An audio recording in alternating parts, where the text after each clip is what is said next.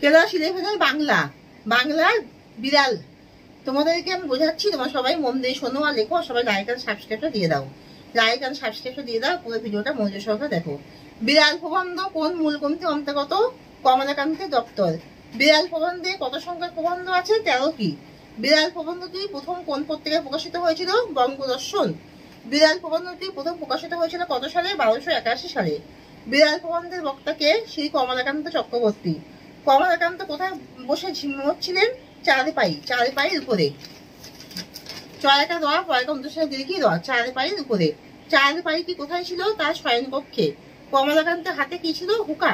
ফলচন্দ্র মিলে হস্যু কয়াকা। দেয়ালের উপর ছায়াটি নাচছিল, কিসের ছায়া? বেদবধ ছায়া নাচছিল। কমলাকান্ত কি হবার কথা ভাবছিলেন? নেপোলিয়ান। কমলাকান্ত নেপোলিয়ান হয়ে কোন যুদ্ধে জিততে পারতেন? ওয়াটারলু। ওয়াটারলু যুদ্ধ হয়েছিল কত সালে? 1815 খ্রিস্টাব্দে। ওয়েলিংটন কমলাকান্তের কাছে কি ভিক্ষা করতে এসেছিলেন? আফিংয়ের ভিক্ষা করতে এসেছিলেন। কমলাকান্তের জন্য রাখা দুধকে পান করেছিল কি? বিড়াল পান করেছিল। দুধ আমার কাপেরও নয়, দুধ কার? মঙ্গলার।